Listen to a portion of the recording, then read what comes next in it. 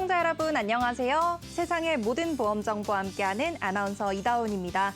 저희 프로그램에서는 보험을 준비하는 과정에서 생기는 작은 고민부터 과도한 보험료로 걱정하시는 분들이 한 분도 계시지 않을 때까지 보험에 관한 고민과 궁금증을 풀어보고 있습니다. 본 프로그램은 카카오TV와 네이버TV, 유튜브를 통해서 시청하실 수 있고요. 유튜브 검색창에 NBNTV 검색하시면 실시간 방송으로도 참여하실 수 있습니다. 아울러 본 방송은 정보 제공을 위한 방송입니다. 보험 서비스 및 상품 판매와 중개에는 관여하지 않습니다. 그럼 오늘의 보험 불만 제로 시작해 보도록 할 텐데요. 오늘은 네 분의 전문가 나와 계십니다. 전문가님 안녕하세요. 안녕하세요. 머리에는 지식이, 가슴에는 사랑이. 저에게 있는 모든 지식과 사랑으로 선한 영향력을 전하는 메신저가 되겠습니다. 보험 전문가 김난주입니다. 재무팀에서 근무했던 경험을 바탕으로 질병과 상해로부터 시청자 여러분의 소중한 재정 건강을 책임지겠습니다. 보험 전문가 김미진입니다. 안녕하십니까. 금융 플래너 김승미입니다. 보험 전문가로서 많은 고객님들을 만나고 있는데요. 심리치료사로 일했던 경험을 바탕으로 고객님들의 금융 상담뿐만 아니라 마음까지도 도와드리고 있어 많은 분들이 좋아해 주시고 계십니다. 오늘도 저의 역량을 힘껏 발휘해서 시청자분들께 도움이 되도록 하겠습니다. 안녕하세요. 다국적 제약회사 출신 천여정 팀장입니다. 보험도 금융자산인 거 알고 계셨나요? 보험은 단순한 상품이 아니라 내가 아플 때 그리고 사랑하는 가족들을 든든하게 지켜주는 금융지킴이 역할을 합니다. 오늘 여러분의 보험 이해도를 높이고 나와 내 가족을 위해 올바른 선택을 할 수 있도록 저 천 팀장이 함께 도와드리겠습니다. 네, 오늘도 네 분의 전문가님들과 인사 나눠봤고요. 이제 본격적으로 오늘의 칭찬보험 확인해 보도록 하겠습니다. 오늘 첫 번째로 칭찬받을 보험은 어떤 보험인지 화면으로 먼저 확인해 보시죠.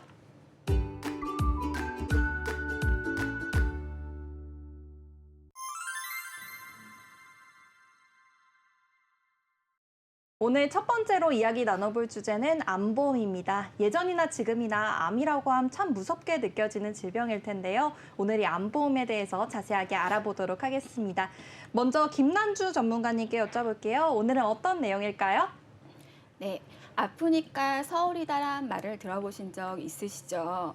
의료기술의 발달로 암 진단 시에 지방에서 서울 상급병원으로 치료를 받으러 간다고 해서 생긴 말인데요. 치료비는 물론 교통비에 숙박비까지 모두 준비해야 하는 상황입니다. 요즘은 암의 치료 방법이 굉장히 다양해지면서 보험도 발전에 발전을 거듭하고 있습니다. 오늘 방송을 통해서 암 치료 방법이 다양해짐에 따라서 암보험이 어떻게 진화하고 있고 그 암보험을 시청자분들께서는 또 어떻게 준비하셔야 하는지 이 시간에 저희들이 자세히 알려드리도록 하겠습니다. 네, 좋습니다. 아프니까 서울이다. 참 와닿는 말인 것 같은데요. 또 지방에 계시는 분들께는 부담스럽게 느껴지는 말일 것 같기도 합니다. 그럼 얼마나 많은 분들이 지금 암 진단을 받고 이겨내고 계신지도 여쭤보도록 하겠습니다. 김미진 전문가님께 여쭤볼게요. 얼마나 많은 분들이 지금 암 진단을 받고 계실까요? 네, 암은 남녀노소 가리지 않고 발병이 되고 있는데요. 화면 통계를 보시면 우리나라 국민 3명 중 1명이 암 진단을 받는다고 합니다. 매년 약 25만 명이 암 진단을 받는다고 하는데 매일 약 700명이 암 진단을 받는 수치입니다. 건강검진이 활성화되면서 암 진단을 받는 사람들은 앞으로 더 많아질 것으로 예상이 되는데요. 그렇다고 너무 걱정하지 않으셔도 될 것 같습니다. 의료기술이 지속적으로 발전하면서 표적 항암, 양성자, 중입자 치료 등 효과가 좋은 암 치료 방법들이 많이 나오고 있는데요. 과거 약 40%에 불과했던 생존율이 현재는 70%로 증가해서 완치 판정을 받는 환자분들이 30%나 늘었습니다.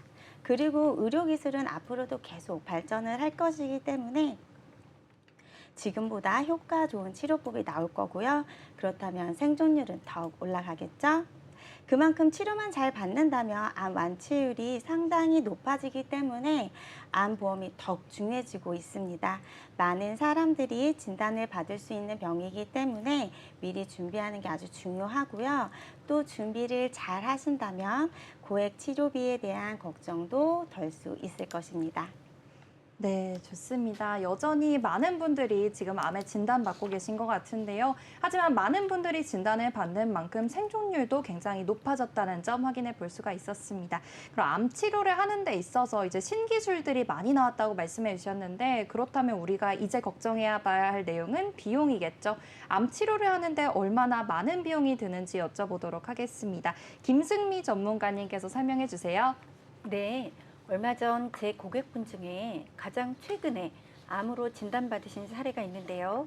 작년 12월 폐암 진단을 받으시고 항암 치료를 하고 계신 고객님이 계십니다. 건강보험이 적용되지 않는 항암 치료 때문에 매 치료 시마다 300에서 500만 원의 치료비를 부담하고 계십니다. 실비보험이 있으면 되지 않아? 라고들 많이 생각하시는데요. 항암 방사선 치료는 상급 종합병원에서 치료하고 토건 치료로 진행되기 때문에 실비 한도가 굉장히 작아 과도한 치료비로 어려움을 겪는 분들이 많습니다. 또한 퇴직으로 인한 소득 단절을 생각했을 때 생활비까지 미리 고려하셔야 합니다. 이런 네. 암 치료는 대부분 고가의 비급여 항목이기 때문에 의료보험과 실손보험만으로는 감당이 되지 않거나 보장을 받을 수 없는 경우도 많습니다. 더군다나 환자 본인은 치료에 전념을 하기 위해 그리고 가족은 간병을 위해 생업을 포기하는 경우가 많기 때문에 이런 과도한 비용이 그대로 빚으로 이어지는 경우도 종종 볼 수 있습니다. 이런 일들이 벌어지는 것을 미연에 방지하기 위해서 어느 정도의 암 진단비와 암 치료비를 준비하시는 것은 매우 중요하다고 할 수 있습니다. 요즘은 재발이나 전이암까지 보장하는 진단비 보험이 많이 출시되었고 보험사마다 장단점이 다르기 때문에 꼭 의료보험과 실손보험의 사각지대인 이 부분도 전문가의 상의가 꼭 필요할 것 같습니다. 네, 좋습니다. 암을 진단받았다는 사실만으로도 굉장히 무서울 것 같은데요. 그런데 이렇게 한 번에 치료비가 300만 원, 500만 원씩 지출이 된다고 하면 얼마나 부담스러울지 이 걱정이 먼저 앞섭니다. 게다가 치료로 인해서 소득이 사실 단절이 될 수 있는 상황이 오잖아요. 이런 상황까지 생각해 보면 너무 아찔할 것 같은데요, 전문가님. 네, 아나운서님 제가 질문 하나 드리겠습니다. 만약 아나운서님이 암 진단을 받게 되었다라고 가정해 보시겠습니다. 그럼 머리 다 빠지는 부작용 심한 항암 치료를 선택하시겠어요? 아니면 잠깐 누워 있으면 암이 완치되는 항암 치료를 선택하시겠어요? 당연히 가만히 누워 있으면 치료되는 이 방법을 선택하지 않을까요? 이건 저도 그렇고 전문가님도 그러실 것 같은데요. 그렇죠. 암 환자라면 모두가 꿈에 그리는 치료이지 않을까 싶습니다. 바로 작년부터 우리나라에서도 치료가 가능해졌는데요. 암 세포만 골라 파괴할 수 있는 중입자 치료로 통증 및 후유증이 없는 것으로 알려져 사람들의 많은 관심을 받고 있습니다. 작년이죠. 2023년 9월 연세암 병원에서 처음으로 60대 전립선암 환자의 암 조직이 중입자 치료 후 모두 제거된 것이 확인되었습니다. 한 달 12회 치료 만에 완치된 것인데요. 건강보험의 혜택이 적용되지 않아 치료 비용은 회당 400만 원이 훌쩍 넘어가고 있습니다. 2018년도 중앙일보가 일본 국립방사선의학종합연구소 병원장과 한 인터뷰 기사를 보면 암의 종류별로 차이가 있지만 전립선암 90%, 초기 폐암의 경우 90%, 육종암은 60에서 90%까지 치료 효과가 있다고 합니다. 또한 생존율이 극히 낮은 췌장암의 경우에도 수술이 불가능한 췌장암도 2년 생존율이 무려 60%, 수술이 가능한 췌장암의 경우에도 5년 생존율이 50%까지 오른다고 합니다. 다만 중입자 치료는 혈액암을 제외한 모든 고형암이 대상이지만 암의 병기나 전이된 상태에 따라 적용할 수 없는 경우도 있다고 합니다. 많은 분들이 치료를 받고 싶어 하지만 건강보험의 혜택이 적용되지 않아 모든 금액을 부담해야 하는 금전적 문제가 있습니다.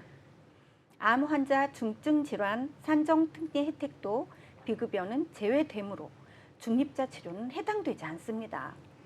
네, 좋습니다. 건강보험이 적용되지 않는 중입자 치료인데요. 비용은 굉장히 비싸지만 효과는 굉장한 것 같습니다. 이 중입자 치료에 대해서 좀 더 자세하게 알아봐야겠죠? 저희 천여정 전문가님께 여쭤보겠습니다. 전문가님, 중입자 치료에 대해서 좀 더 자세하게 설명해 주세요.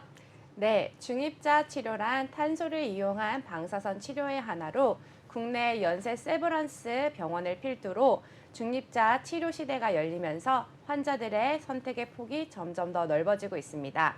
기존 방사선 치료에 비해 두세 배 더 넓은 치료 효과로 부작용도 적고 난차암을 극복하기 좋은 치료입니다. 중입자 치료는 항암, 방사선, 약물 치료비 특약에서 보장을 해주는데 이 특약은 실제 발생한 병원비 금액이 아니라 정액 보상으로 내가 가입되어 있는 금액을 지급됩니다. 예를 들어 실제 병원비가 500만 원이 나왔다고 하더라도 내 보험이 3천만 원 가입되어 있으면 3천만 원 전액 지급이 됩니다. 그래서 제2의 암 진단금이라고도 불리는데요. 항암 방사선 약물 치료비 특약은 전통적인 1세대 치료이든 최신 기술의 치료이든 약물이나 방사선 이름이 들어가는 치료면 지급되는 치료입니다. 올해 국내에서 중입자 치료를 받은 환자 70여 명의 암세포가 성공적으로 제거되었다고 합니다. 부작용도 적고 치료 기간도 짧은 꿈의 암 치료비. 그런데 문제는 비용이죠. 면역 항암의 경우 평균 5천만 원 이상의 비용이 들고 방금 전 설명드린 중입자 치료의 경우 평균 7천만 원 정도의 비용이 든다고 합니다. 내년부터는 췌장암, 간암 등 고형암까지 치료 범위를 넓힌다고 하니 이러한 암 치료비를 미리 준비하시는 것이 좋습니다. 네, 좋습니다. 중입자 치료에 대해서도 자세하게 알아봤고요. 이러한 중입자 치료를 우리가 개개인이 좀 준비할 수 있는 방법에 대해서도 보험으로 풀어봤습니다. 그럼 이제 암에 대해서 우리가 보험을 준비할 때 어떤 식으로 준비하면 좋을지 오늘 설명 들어봐야 할 것 같은데요. 이 부분에 대해서는 김난주 전문가님께서 설명해 주신다고 합니다. 전문가님, 보험으로는 어떻게 준비하는 게 좋을까요? 네, 암 진단을 받게 되면 환자 90% 이상이 항암 치료 또는 수술을 받게 됩니다. 암 진단비 특약의 경우에는 암 진단만 받아도 바로 지급되는 담보이기 때문에 보험료가 조금은 높은 편입니다. 우리 시청자분들께서는 보험료에 상관없이 진단비만 콱 받고 싶다 하시는 분들도 계시겠지만 보험료가 조금은 부담된다 하시는 분들도 계실 텐데요. 진단비뿐 아니라 우리 진단비에 비해서 상대적으로 조금은 저렴한 암 치료비와 관련된 특약으로 암 보험을 구성하시는 것도 하나의 방법이라고 할 수 있겠습니다. 암 진단을 받으시면 환자분의 주요 고민이 치료비라고 하는데요. 사실 이제는 치료비만 있으면 사망률이 굉장히 줄어들고 있는데요. 통계적으로 치료비를 많이 보유할수록 치료 도중 기존 병원에서 상급 병원으로 이동하는 전환율이 높게 나왔습니다. 이 결과는 치료 비용에 대한 부담감이 줄어들수록 더 적극적으로 치료받는 것으로 풀이할 수 있겠습니다. 네, 좋습니다. 암 진단금뿐만 아니라 이 치료비를 꼼꼼하게 우리가 준비해보는 게 좋을 것 같은데요. 그러면 암 치료비를 준비하라고 말씀해 주셨는데 구체적으로 어떻게 준비를 하는 게 좋을지에 대해서도 여쭤보도록 하겠습니다. 김미진 전문가님께서 말씀해 주세요. 네, 암은 어떤 치료를 받느냐에 따라서 비용이 천차만별이라 진단금과 별도로 치료비도 꼭 준비하셔야 되는데요. 최근 새롭게 나온 암 주요 치료비 특약 2가지 소개시켜 드리겠습니다. 하나는 정액형, 하나는 비례형 보장입니다. 첫 번째는 암 특정 치료비 정액형 보장입니다. 암 진단 후 치료비가 발생되면 사용한 금액이 얼마인지 상관없이 가입한 금액만큼 5년간 매년 보장이 됩니다. 예를 들어서 암 치료비로 300만 원이 발생했다고 가정을 해볼게요. 치료비를 2천만 원을 가입하셨으면 2천만 원 정액으로 보장을 받으시는데요. 암 진단금과 비슷한 효과가 있습니다. 또한 1년 동안 치료비가 발생했다면 사용한 금액에 상관없이 매년 2천만 원씩 5년 동안 최대 1억 보장받으실 수 있습니다. 최근에는 10년 동안 보장되는 곳도 생겨서 최근 매년 2천만 원씩 10년 동안 최대 2억 보장받으실 수 있습니다. 두 번째는 비례형 특약으로 종합병원 암 특정치료 지원금입니다. 고액 치료비를 준비하기에 안선 맞춤인 특약이고요. 내용은 암 진단 후 1년 동안 사용한 치료비가 1,000만 원이 넘어가면 1,000만 원, 2천만 원이 넘어가면 2천만 원, 이렇게 1,000만 원 단위로 최고 1억까지 보장을 해줍니다. 이 두 가지 치료비 장점을 말씀을 드리자면 첫 번째로 암 기형격이 있으신 분들이 가장 걱정하시는 부분일 텐데요. 암 완치나 치료 중에 재발이나 전이 새로운 시장암으로 다시 진단을 받아도 5년에서 10년 동안 보장을 해주기 때문에 이 기간 안에만 치료를 받으시면 보장을 받으실 수 있다는 점입니다. 한 번 받으면 사라지는 진단금의 단점이 보완되는 것이죠. 두 번째는 보장해주는 금액이 최대 1억 2천만 원으로 크고 매년 반복 지급되기 때문에 고가의 비급여 치료도 부담 없이 받을 수 있다는 점입니다. 마지막으로 이 두 가지 특약이 나오기 전까지는 표적항암, 양성자, 항암 방사선 등 신기술이 나올 때마다 보험을 추가적으로 가입하면서 치료비를 준비했었는데요. 이제는 그럴 필요가 없어졌습니다. 이 특약은 암 치료만 받으면 보장을 해주기 때문에 추가로 보험을 가입하지 않아도 기존의 고액의 치료는 물론이고 앞으로 나오는 신기술의 암 치료들도 전부 보장받으실 수 있습니다. 네, 좋습니다. 암 주요 치료비 특약에 대해서 확인해 봤는데요. 정액형과 비례형 각각의 장단점이 있으니까요. 나에게 맞는 담보를 선택해 보시는 게 좋을 것 같습니다. 그럼 이 치료비와 관련된 특약에 대해서 확인해 봤으니까 우리가 또 진단비로 넘어가 봐야겠죠. 우리가 진단비도 준비를 해놔야 할 텐데 어느 정도로 준비하는 게 좋을지 저희 김승미 전문가님께 여쭤보겠습니다. 어느 정도로 준비하는 게 좋을까요? 네, 국립암센터 통계표에 따르면 간암이 가장 많은 비용인 6,600만 원 정도의 비용이 들어가고 췌장암이 6,300만 원, 폐암이 4,600만 원 정도 부담이 되고 있습니다. 여성 1위인 유방암은 1,700만 원 정도의 비용이 들어가는 것을 알 수 있습니다. 실비보험의 경우 실제 병원에서 사용한 병원비만을 보상해주기 때문에 이외에 소득 단절로 인한 생활비를 대비해 주셔야 합니다. 그렇기에 연봉의 2배 정도를 준비하라고 추천해 드리고 있는데요. 예를 들어 한 가장이 암에 걸렸다 가정해 보겠습니다. 연봉이 1억인 가장이 암에 걸리게 되었다고 가정했을 때 최소 2억 이상의 진단비가 준비되어야 나머지 가족들이 어려움 없이 생활할 수 있고 환자 본인도 온전히 치료에 집중할 수 있습니다. 네. 자녀가 어리면 어릴수록 추가적인 생활비나 진단 자금이 더 필요할 수 있기 때문에 암 보장은 갱신과 비갱신, 복층으로 준비하는 경우가 많이 있습니다. 네, 좋습니다. 암 진단비에 대해서도 확인해 봤습니다. 치료를 받는 동안 소득이 단절되기 때문에 연봉의 2배 정도를 준비하는 게 좋겠다고 말씀 주셨고요. 그 진단비를 비정액형으로 가져가는 경우에는 이제 부담이 될 수 있기 때문에 갱신형과 비갱신형을 섞어서 가져가는 것도 좋은 방안이 될 것 같습니다. 그러면 암보험을 준비할 때 우리가 좀 성별에 따라서 다르게 준비하라는 말들이 나오던데 이 부분에 대해서 한번 짚어봐야 할 것 같아요.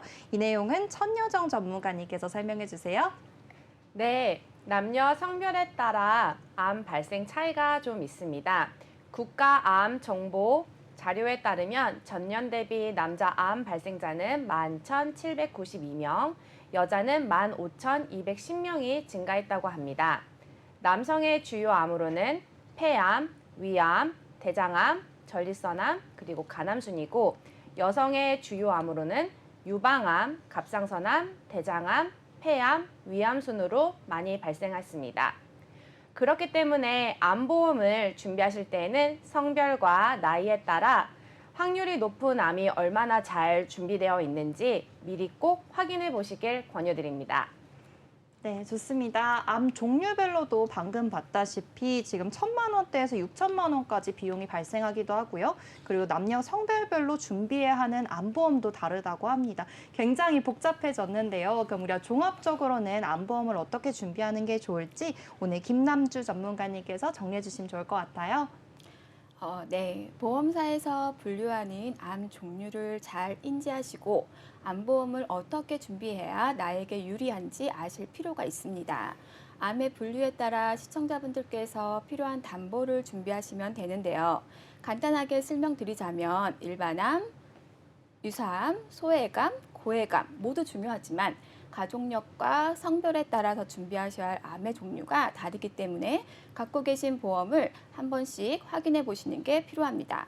여기서 중요한 점은 모든 보험사의 지급 기준이 똑같으면 좋겠지만 일부 보험사는 소외감, 즉 남자의 경우에 전립선암, 방광암, 대장 점막 내암, 그리고 여자의 경우 유방암, 난소암 같은 암이 일반암 진단비로 지급되기도 하고 유사암으로 분류돼서 10에서 20%만 지급되기도 합니다. 소외감이라고 하지만 상황에 따라서는 치료 시간과 치료비가 부담될 수 있으니 꼭 전문가와 상담하셔서 알아보시는 것을 추천드립니다. 그리고 고해감의 경우에도 가입 시점에 따라서 3대 고해감, 5대 고해감, 10대 고해감으로 분류되는데요. 이 3대 고해감의 경우에는 뼈암, 뇌암, 혈액암이 해당되고 여기에 식도암과 췌장암을 더하여서 5대 고해감, 그리고 마지막으로 간암, 담도암, 담남암, 기관지암, 폐암까지 해서 10대 고해감으로 분류됩니다. 네, 이렇게 보험사마다 분류되는 암 종류도 다르고요. 그리고 가입 시기마다도 이 고해감이 인정이 되는 경우도 있고 안 되는 경우도 있고 굉장히 복잡한 것 같습니다. 그렇기 때문에 저희 방송 참고하셔서 도움이 되시는 내용 얻어가셨으면 좋겠고요. 그럼 저희가 또 하나 궁금한 점이 생기는 게 요즘에는 입원을 좀 장기적으로 안 하시는 경향이 있잖아요. 그래서 통원 치료를 하고 계신 분도 많을 것 같은데요. 이 내용에 대해서는 오늘 김미진 전문가님께서 설명 부탁드립니다. 네, 화면에서 보시듯 서울 아산병원 통계치에 따르면 전체 암 환자 112만 명, 외래 환자가 103만 명입니다. 이 수치는 입원해서 치료를 받는 환자가 1명일 때 통원으로 치료받는 환자가 11명으로 외래 환자가 무려 11배나 많은데요. 저도 암 진단 받으시고 수술까지 하셨는데 일주일도 안 돼서 퇴원하시고 통원 치료 받으시는 고객님들 뵈면서 많이 놀랐던 부분입니다. 2022년도 기준 암 종류에 따른 평균 입원 일수를 살펴보게 되면 췌장암의 경우를 제외하고 대부분 5일에서 7일밖에 입원을 하지 않는데요. 암으로 진단을 받아서 입원보다는 통원 치료가 더 활성화가 되었다는 뜻이겠죠. 바로 이 부분이 실비가 있으니 됐다라고 생각하시는 분들이 꼭 다시 한번 생각을 해봐야 하는 부분입니다. 실비 통원 치료의 1일 한도는 가입 시기에 따라 약간씩 다르지만 20만 원에서 25만 원입니다. 혹여나 내 가족이 건강보험이 적용되지 않는 항암 치료를 받게 돼서 병원에 갈 때마다 300만 원씩 부담을 하게 된다면 어떨까요? 실비로 25만 원밖에 돌려받지 못하시고요. 275만 원 본인이 온전히 부담하시게 됩니다. 항암 치료를 몇 회나 하게 될지 그리고 얼마나 받게 될지는 아무도 모르기 때문에 본인이 부담하는 금액이 절대로 적지 않습니다. 간혹 암 진단을 받으면 국가에서 운영하는 중증질환 산정특례라는 제도가 있어서 치료비가 적게 든다고 생각하실 수 있는데요. 틀린 말은 아닙니다. 그러나 산정특례 제도는 비급여 치료는 지원을 해주지 않기 때문에 효과가 좋은 신기술 치료나 다빈치 로봇 수술 등 고가의 비급여 치료는 본인이 부담을 하게 돼서 산정특례 제도가 큰 도움이 되지 않을 수도 있습니다.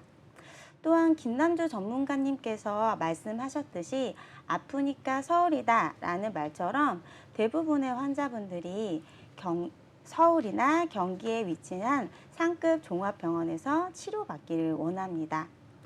병원 예약이 아침이 될 수도 있고요. 검사와 치료를 동시에 진행하게 되면 시간이 많이 소요되기 때문에 하루 꼬박 병원에 있을 수도 있게 되어서 거주 지역이 서울, 경기가 아닌 분들께서는 암 치료비뿐만 아니라 숙박비, 교통비까지 추가 부담하실 수도 있으니 이 비용 또한 미리 꼭 준비하시길 권유드립니다. 네, 확실히 이전보다는 통원 치료가 많아진 만큼 추가적으로 우리가 고민해봐야 할 부분들이 생기는 것 같습니다. 특히나 지방에 계시는 분들께서는 아프니까 서울이다 하는 말처럼 서울까지 통원을 오시는 경우도 계실 것 같은데요. 이런 경우에는 교통비와 숙박비 등 이렇게 자질구레하게 준비할 것이 많아 보입니다. 하지만 이 비용 또한 만만치 않을 것 같은데요. 이 통원할 때를 위해서 준비할 수 있는 보험이 또 따로 있다고 하던데요. 이 내용에 대해서는 김승미 전문가님께서 설명해 주세요. 네, 암보험을 준비하시면서 암 통원 특약을 추가하시면 되는데요. 통원 1회당 80만 원에서 100만 원까지도 준비하실 수 있습니다. 실비보험이 있으신 분들은 실비보험에서 20에서 25만 원 한도와 더불어 지급받으실 수 있기에 든든하게 통원 치료를 받으실 수 있습니다. 대신 암의 직접 치료로 인한 통원 시에만 보험금을 지급받으실 수 있기 때문에 단순 검사나 정기 검진으로 방문 시에는 지급받으실 수 없습니다. 네, 좋습니다. 이렇게 우리 통원할 때를 대비해서 암통원 특약을 추가하면 된다고 말씀 주셨고요. 그렇다면은 당장 암이 좀 걱정되시는 분들도 계실 것 같아요. 추가적으로 우리가 암보험을 준비한다고 했을 때 바로 좀 보장을 받을 수 있는 건지 이 부분에 대해서도 좀 궁금해지는데요. 천여정 전문가님 설명 부탁드릴게요. 네, 보통의 암보험의 경우 면책기간과 감액기간이 존재합니다. 면책기간이란 보험을 가입하자마자 보상이 되는 것이 아니라 가입한 날로부터 90일이 지나야 보상이 가능합니다. 예를 들어 암보험을 오늘 준비했다고 가정을 해보면 오늘부터 90일 안에 만약 암이 걸리면 보상을 해주지 않겠다라는 말입니다. 그리고 감액기간이라는 90일 면책기간이 지나도 1년 또는 2년 안에 암 발생 시 가입 금액의 50%만 감액을 해서 지급합니다. 하지만 최근 A사를 시작으로 여러 보험사들이 가입 즉시 100% 보장되는 암 진단비 특약을 출시해서 많은 관심을 받고 있습니다. 면책이나 감액 기간을 적용받지 않기 때문에 오늘 가입하고 내일 바로 암 진단을 받아도 보장받으실 수 있습니다. 그래서 건강검진을 앞두고 있거나 기존 보험을 해지하고 새로 드실 때 발생하는 감액, 면책 기간에 대해 걱정이신 분들께 담비 같은 소식입니다. 또한 건강한 분들뿐만 아니라 평소 고혈압, 고지혈, 당뇨병 약을 드시고 계신 분들이나 수술이나 입원, 병력이 있으신 분들도 간편, 유병자 상품으로 면책, 감액 없이 바로 보장되는 암보험을 같이 준비하실 수 있습니다. 네, 좋습니다. 이렇게 면책 기간이나 감액 기간이 걱정되셨던 분들도 계실 것 같은데요. 이렇게 적용을 받지 않는 보험 상품도 있다고 하니까요. 이 부분 참고하시면 많은 도움 되실 것 같습니다. 그렇다면 암보험에 대해서 다시 한번 알아봐야 될 내용이 최초 1회한이다라는 말을 많이들 하시잖아요. 그래서 이 부분을 좀 보완할 수 있는 상품이 있으면 좋을 것 같은데요. 이 내용은 김남주 전문가님께서 설명해 주세요. 네, 과거의 암은 평생에 한 번 걸리는 병이었습니다. 과거의 암보험은 그냥 암 진단비 한 개였습니다. 어떤 암에 걸려도 여러 부위 암이 동시에 발견되어도 진단비는 1회 지급됩니다. 하지만 이제는 암을 평생 관리해야 하는 시대가 되었는데요. 첨단 의료기술이 발달하고 암 치료 기술이 좋아지면서 암 생존율이 계속적으로 높아지고 있기 때문입니다. 첫 번째 암이 완치된 후에 새로운 암이 또 발견되는 경우도 있고 암세포 변이로 계속해서 여러 부위의 암이 발견되는 사례도 많다고 하는데요. 과거의 암을 진단받았는데 새로운 암이 다시 생기거나 재발이 되거나 전이가 돼서 계속적으로 암 치료를 받으시는 분들이 많아지고 있습니다. 이에 맞춰서 암의 종류에 따라 각각 보상받을 수 있는 통합 암 진단비 담보가 새롭게 출시되었습니다. 2개, 3개의 암을 동시에 진단받았다면 각각 진단비를 지급받을 수 있게 선택이 가능하십니다. 물론 각 보험사마다 통합암 관련 여러 번 받는 암보험이 원발암 기준인지 재발이나 전이암도 가능한 통합암인지 다양하게 되어 있으니 이 점 꼭 유의하셔서 준비하시길 추천드립니다. 네, 기존에 이제 암보험은 최초 1회하는 경우가 많았는데요. 이 부분을 보완하기 위해서 최근에 통합암 진단비 담보가 새롭게 출시가 되었다고 합니다. 그렇기 때문에 이 부분에 대해서 참고해 보시면 좋을 것 같은데 아까 전에 암이 다시 발병한다는 얘기를 하셨어요. 그래서 이런 경우가 많은 건지도 궁금해지는데요. 이 내용에 대해서는 김미진 전문가님께서 설명해 주세요. 네, 우선 전이암을 설명드려야 할 것 같아요. 전이암은 처음 시작한 암이 몸의 다른 부분에 퍼진 상태를 이야기합니다. 최근 암으로 진단받으시는 분들의 상당수가 전이암을 함께 진단받는다고 합니다. 2019년 암 등록 통계에 의하면 암 환자의 50%가 전이암 환자라고 하는데요. 처음으로 발생하는 시작암에 대한 준비도 물론 중요하지만 암 발병 후 다른 부위로 전이되었을 경우에 대한 대비도 함께 해주셔야 합니다. 기존에 가지고 있는 암 진단비는 한번 지급이 되면 소멸이 되고요. 처음 생긴 시작암만 보장해주기 때문입니다. 전이암 진단비가 왜 중요한지 제가 이해하기 쉽게 예를 들어서 한번 설명을 해드릴게요. 암 환자 3명 중에 1명이 갑상선암을 진단받는다고 합니다. 갑상선암은 유사암이라고 해서 진단을 받게 되면 본인이 가입한 암 금액의 10%에서 20% 진단금을 받게 되는데요. 갑상선암을 조금이라도 늦게 발견하면 어떻게 될까요? 사회자님, 제가 질문 하나 드려도 될까요? 네. 갑상선암 발병 후 림프로 전이돼서 림프암, 그 후 폐로 전이돼서 폐암까지 3가지 암을 한 번에 진단받았다고 가정을 해볼게요. 암 진단금 5천만 원을 가지고 있다고 했을 때 보험금은 얼마 받을 수 있을까요? 5천만 원 아닐까요? 네, 저도 제가 보험 전문가가 되기 전까지는 그렇게 생각했었습니다. 우선 림프암과 폐암은 시작암이 아니라 전이암이기 때문에 보장이 되지 않습니다. 기존 가입된 암 진단금은 처음 시작한 시작암, 즉 유사암인 갑상선암만 보장을 해주고요. 최대로 받을 수 있는 금액은 5천만 원의 20%인 1천만 원입니다. 만약 이때 암 진단금이 아니라 통합암 진단금에 전이암까지 보장을 해주는 암보험을 가지고 있었다면 어땠을까요? 유사암 진단비 1천만 원에 림프암, 폐암 각각 5천만 원씩 지급을 받아서 총 1억 1천만 원까지 받을 수 있었을 텐데요. 1천만 원과 1억 1천만 원 차이가 어마어마하죠?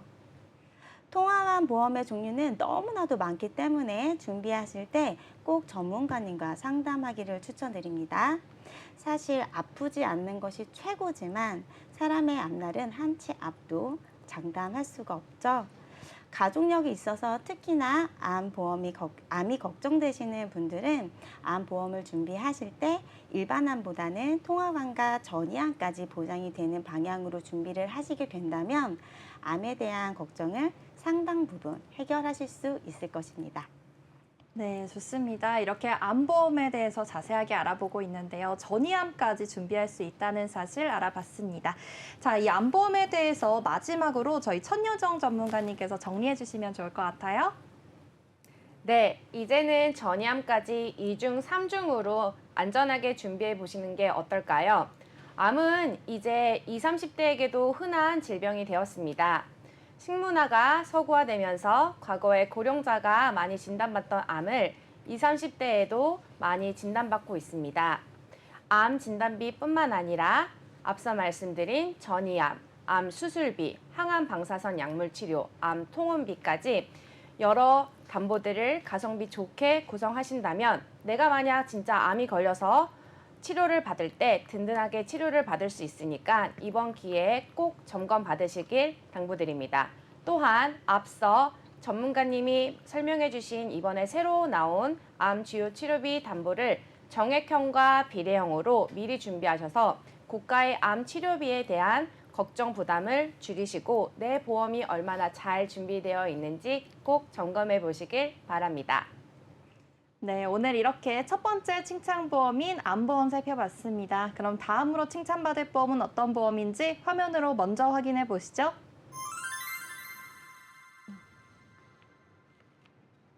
두 번째 칭찬받을 보험은 간병보험입니다. 간병보험에 대해서 오늘 김남주 전문가님께서 어떤 말씀 해주실지 궁금한데요. 전문가님 말씀해 주세요.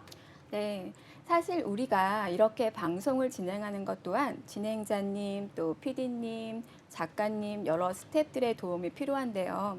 이처럼 우리가 살아가기 위해서는 굉장히 중요한 것 중 하나가 누군가의 도움인데요. 이렇게 누군가의 도움이 가장 간절할 때가 아무래도 병원에 있을 때인 것 같습니다. 아플 때 누군가 나를 간병하는 이가 없다. 그럼 정말 외롭고 비참해질 텐데요. 이처럼 병원에서의 간병은 나이를 막론하고 누구나 필요한 존재가 되었습니다. 네, 맞습니다. 사실 감기만 걸려도 누가 옆에 있지 않으면 굉장히 외롭고 쓸쓸한 마음이 드는데요. 간병보험이 꼭 필요할 것 같습니다. 김미진 전문가님께서 오늘 이 간병보험의 필요성에 대해서 한번 말씀해 주세요. 네, 간병인 보험을 준비해야 하는 이유, 가장 먼저 변화하는 사회 구조 때문입니다. 65세 이상 노인 인구는 지속적으로 증가하고 있습니다. 앞서 보이시는 표처럼 대한민국은 이미 고령화 사회에 진입했고 곧 2026년에는 초고령화 사회에 진입할 것으로 예상하고 있습니다. 노령화 사회에서 장기 간병이 필요한 경우가 많아지고 있는데 간병보험에 미리 가입을 해두면 노후에 발생할 수 있는 장기 간병 비용을 대비할 수 있습니다. 두 번째로 우리는 언제 어디서 어떤 일이 일어날지 모르기 때문입니다. 1인 가구가 늘어나는 이 시대에 갑작스러운 사고나 질병으로 간병이 필요한 때 간병인 보험은 즉각적인 도움을 받을 수 있도록 해주고 이는 긴급한 상황에서 큰 안심이 될 수 있습니다. 세 번째로 가족의 심리적 부담을 줄여줄 수 있는데요. 병에는 장사 없다고 하죠. 간병은 단순한 일이 아니기 때문에 간병을 장기간 계속하게 되면 가족의 건강도 위협받을 수 있습니다. 네 번째로 전문적인 간병 서비스를 받을 수 있다는 점인데요. 전문 간병인의 도움을 받으면 환자의 건강 상태를 더 잘 관리할 수 있고 환자의 삶의 질도 높일 수 있을 것입니다. 마지막으로 가장 중요한 경제적 부담을 줄여줄 수 있다는 점입니다.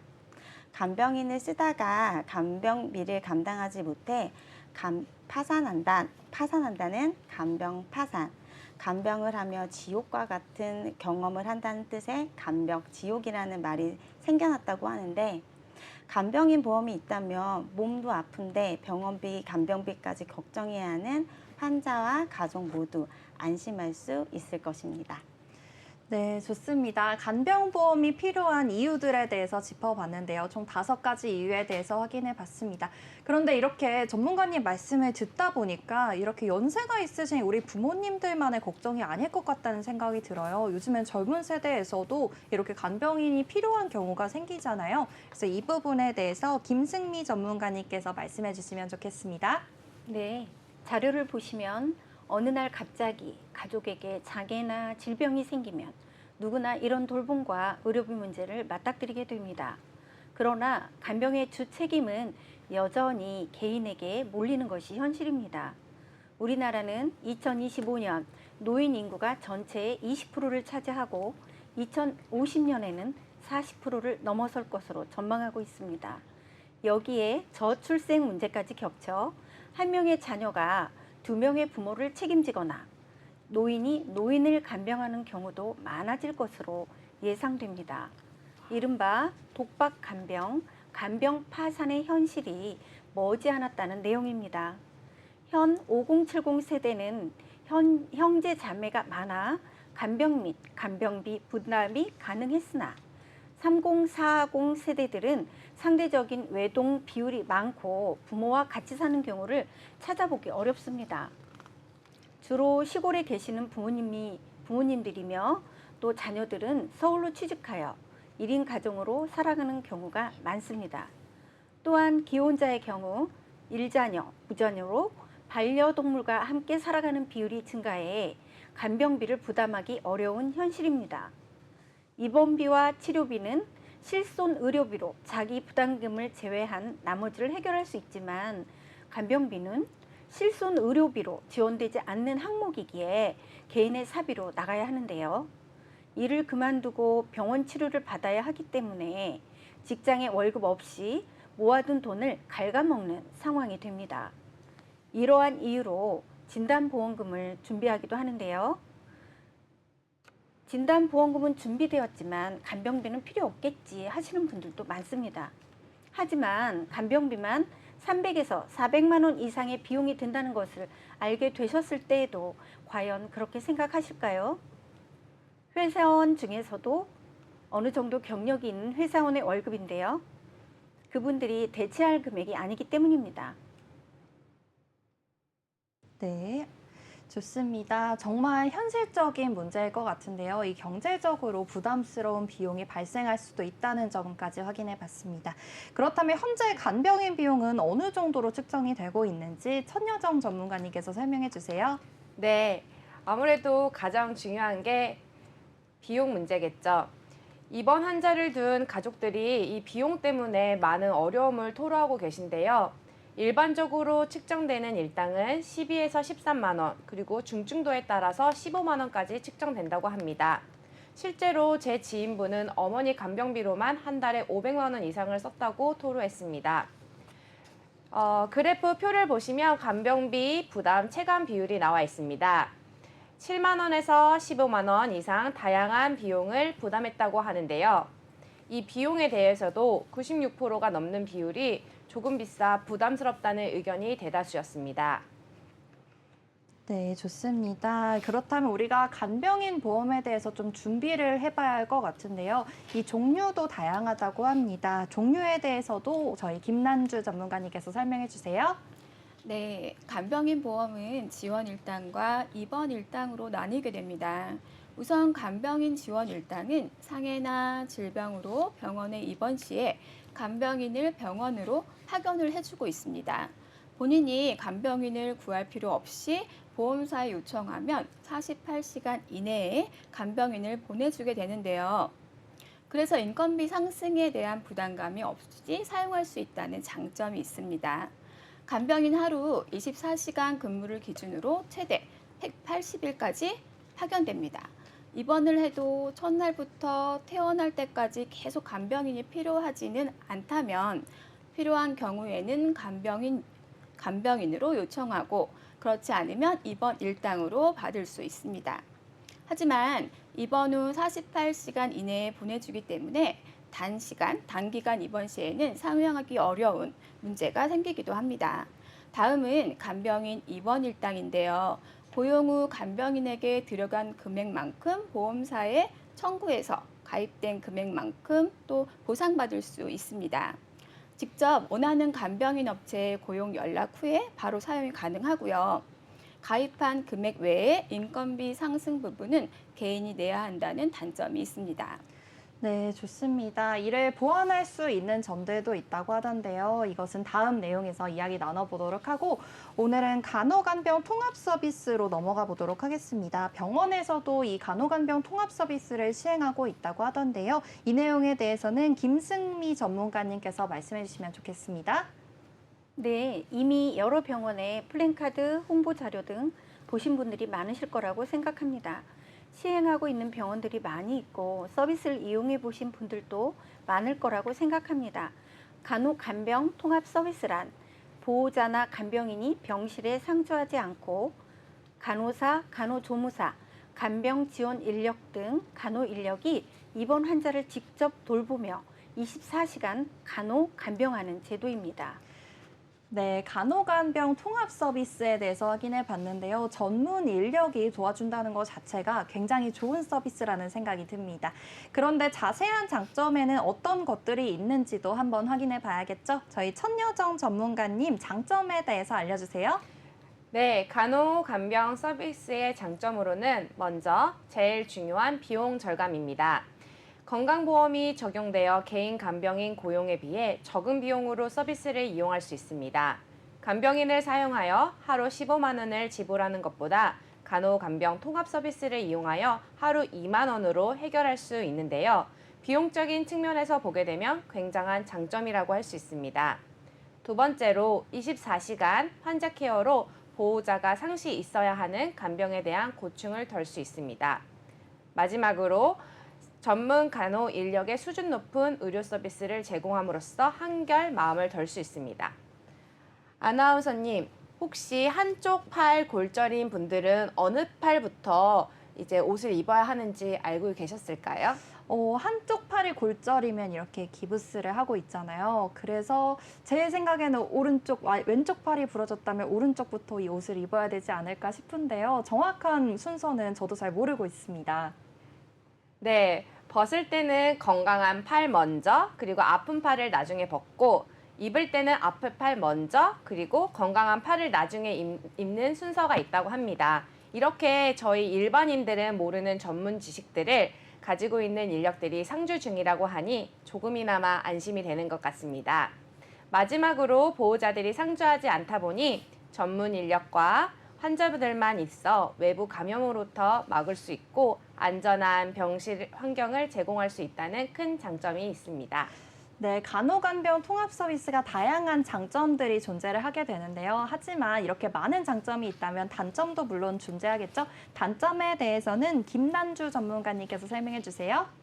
네, 가장 크게 손꼽히는 문제가 바로 중증 환자가 서비스에서 배제된다는 점입니다. 중증 환자들은 간호간병 통합 서비스에 입실하지 못하고 간병인을 구하거나 가족들이 직접 간병해야 하는 상황이 있다는 것입니다. 결국 가장 간병을 요하는 상황, 즉 중증 환자에 대한 간병을 늘려야 국민들의 간병 문제를 해결할 수 있을 것 같은데요. 이런 점들을 고려해서 보건복지부에서는 일부 병원에서 의료기관 전체 단위로 서비스를 제공하고 올 7월부터는 중증 환자 전담 병실을 운영한다고 합니다. 재활의료기관도 일반 병동과 동일하게 입원료 체감제를 실시한다는 소식이 있습니다. 개선되는 점들을 보아서 간호간병 통합 서비스를 적극 이용하는 것도 좋은 방법이라고 생각합니다. 서비스를 운영 중인 의료기관에 한해 시행되지만 점차 서비스들이 확대되었으면 하는 마음입니다. 네, 좋습니다. 간병보험까지 오늘 확인을 해봤는데요. 간병보험에 대해서는 우리가 짚고 넘어가야 할 내용들이 많을 것 같습니다. 간병비가 굉장히 비싸다는 점, 그래서 내가 소득활동이 중단된 경우에 있어서도 간병을 받아야 하는 상황이 올 수 있는데요. 이런 경우에 나를 보호해 줄 수 있는 보험이 바로 간병보험이 될 것 같습니다. 그리고 이러한 간병보험에도 종류가 있겠죠. 간병 지원 일당과 그리고 간병인 사용 일당이 있다는 점이 확인해 볼 수 있었습니다. 이 두 가지 모두 다 각각의 장점과 단점이 뚜렷하니까요. 나에게 맞는 보험은 무엇인지 한 번쯤 고민해 보시는 게 좋겠습니다. 그리고 간병보험뿐만 아니라 또 국가에서 지원해주는 제도도 있다고 하죠. 간호간병 통합 서비스까지 확인해 봤습니다. 간호간병 통합 서비스 많은 장점도 있고요. 또 단점도 있지만 계속해서 개선해 나가고자 하는 의지가 보이니까 간호간병 통합 서비스에 대해서도 여러분께서 알고 계시고 그리고 내가 도움을 받을 수 있는 상황이 있다면 도움을 받아보시는 것도 좋을 것 같습니다. 오늘 이렇게 두 가지 칭찬보험, 암보험과 그리고 간병보험에 대해서 확인해 봤는데요.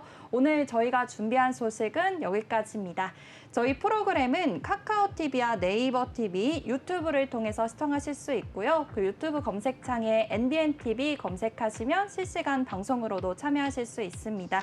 그리고 저희가 방송 중에 소개된 보장 내용과 형태는 시청자 여러분들의 이해를 돕기 위함입니다. 시청자 여러분들의 나이나 성별 등 여러 가지 사정에 따라 보장 내용이 달라질 수 있으니까요. 이 점 유의하시기 바랍니다. 또한 본 방송은 정보 제공을 위한 방송입니다. 보험 서비스 및 상품 판매와 중개에는 관여하지 않는다는 점 유의하여 주시기 바랍니다. 그럼 오늘의 보험 불만 제로 여기서 마무리하도록 하겠습니다. 지금까지 시청해주신 여러분 모두 고맙습니다.